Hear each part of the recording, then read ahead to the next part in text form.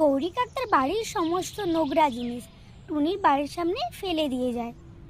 টুনি জঙ্গল থেকে বাড়ি আসে, দেখে তার বাড়িতে অনেক নোংরা পড়ে আছে।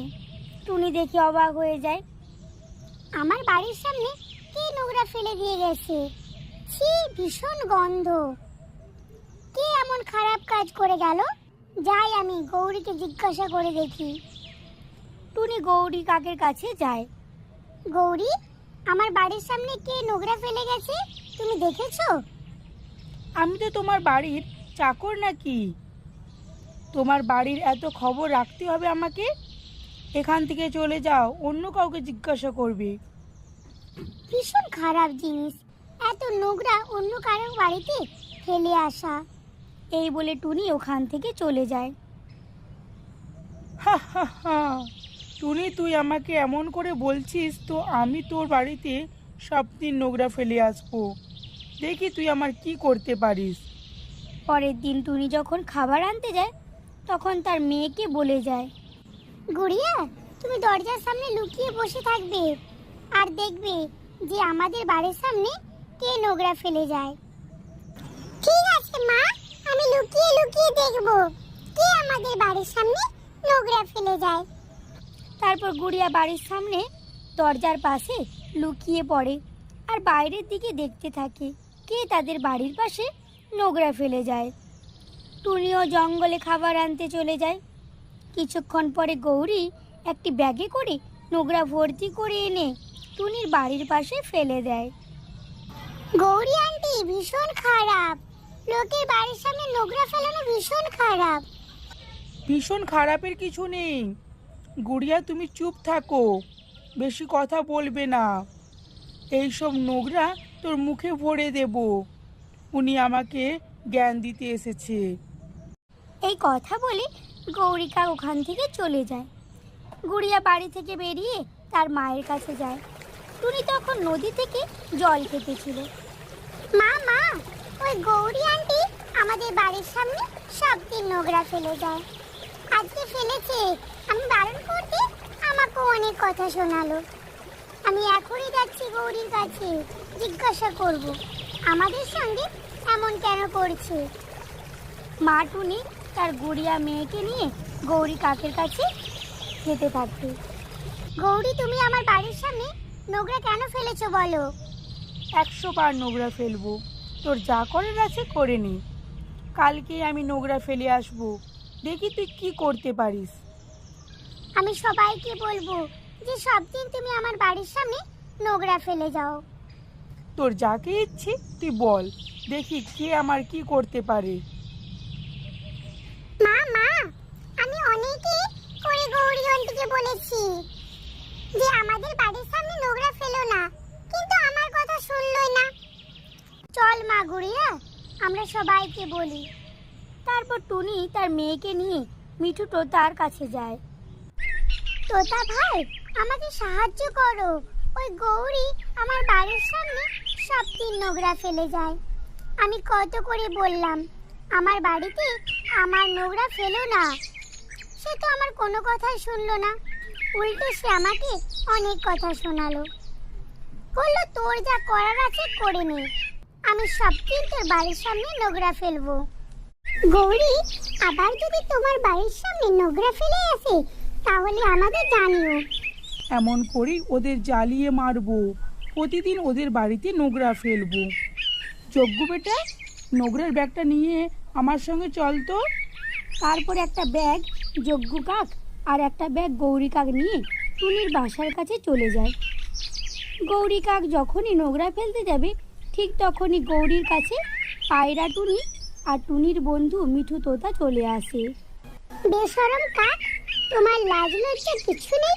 তুমি লোকের বাড়ির সামনে নোংরা ফেলতে চলে এসেছো। মোটা চোচ বালি, একদম বেশি কথা বলবি না, আমার যা ইচ্ছে তাই করব, তুই বলার কে? বেশি কথা বললে তোকে এইখানেই মেরে ফেলবো। তুমি ঠিক করে কথা বলো, তোমাকে সাবধান করে দিচ্ছি, না হলে এমন মারবো না সারা জীবন মনে রাখবে। পায়রার কথা শুনে গৌরী অনেক রেগে যায় আর পায়রাকে মারতে যায়। গৌরী যখনই পায়রার কাছে যায় মারার জন্য টুনি, তোতা আর পায়রা তিনজন মিলে গৌরীকে ধরে মারতে থাকে আর তাদের মধ্যে ভীষণ লড়াই শুরু হয়ে যায় আর সবাই মিলে গৌরীকে ভীষণ মারে। মা মা, সবাই মিলে তোমাকে মেরেছে, আমরাও বদলা নেব। যজ্ঞ বেটা, তুমি এখন বাড়িতে থাকো। আমি আমার বন্ধু ঈগলের কাছে যাচ্ছি, তাকে সব কথা বলবো আর মারের বদলা নেব। তোতা ভাই, আমার তো ভীষণ ভয় লাগছে। গৌরী তো আমাদের কাছে মার খেয়ে বসে থাকবে না, নিশ্চয়ই কিছু একটা করবে। গৌরী যা করবে করুক, এত ভয় করলে তো চলে না। বেশি ভয় করলে ও আমাদের পেয়ে বসবে। ঈগল বন্ধু, ওরা তিনজন মিলে আমাকে অনেক মেরেছে, তুমি একটা কিছু করো। তোতা, টুনি আর পায়রা মিলে আমাকে অনেক মেরেছে। গৌরী, কান্না বন্ধ করো আগে। বলো, তোমাকে কেন ওরা সবাই মিলে মারলো? আমি জঙ্গল থেকে পাকা পাকা আম পেড়ে আনতেছিলাম। রাস্তায় টুনি, পায়রা আর তোতার সঙ্গে দেখা হয়। ওরা আমাকে পাকা আমগুলি চায়, আমি না দিতেই আমাকে সবাই মিলে মারতে থাকে। ঠিক আছে গৌরী, তুমি এখন বাড়ি যাও। আমি সন্ধ্যাবেলায় ওদের কাছে যাব। যদি ওরা দোষ করে থাকে তাহলে ওরা আমার কাছে ভীষণ মার খাবে। গৌরী অনেক খুশি হয়ে বাড়ি চলে যায়। মা মা, কি বললো তোমার ঈগল বন্ধু? হা হা হা হা। সন্ধ্যা পর্যন্ত অপেক্ষা করো, তারপরে দেখবে আমার ঈগল বন্ধুর কাছে কেমন মার খায় ওরা। সন্ধ্যা হয়ে যায়, ঈগল তোতার কাছে আসে। মোটা চোচবালি, তোরা নাকি গৌরীর খাবার খেয়ে তাকে মেরে ছাড়িয়ে নিয়েছিস। গৌরী কাক তো আমাদের জীবন ছারখার করে দিয়েছে, একটু শান্তিতে থাকতে দিচ্ছে না। আমাকে মিথ্যা কথা বলছিস? আমি এখনই তোকে মজা দেখাচ্ছি। ঈগল একটু আগে গিয়ে তোতাকে ধরে নেয় আর তোতাকে ভীষণ মারতে থাকে। বাঁচাও বাঁচাও। টুনি তোতার কান্না শুনে চলে আসে। ঈগল দি, তোতাকে ছেড়ে দাও, ওর কোনো দোষ নেই। তুমি সত্যি কথাটা ঈগলকে বলো তো, আমরা কেন গৌরীকে মেরেছিলাম? ঈগল দি, গৌরী ওর বাসার নোংরা প্রতিদিন আমার বাসার সামনে ফেলে যায়। মানা করলেই কোনো কথা শোনে না, উল্টে আমাকে কথা শোনায়। গৌরী তো ভীষণ মিথ্যাবাদী, তোমাদের সঙ্গে এমন করে। আমিও তো নোংরা পছন্দ করি না।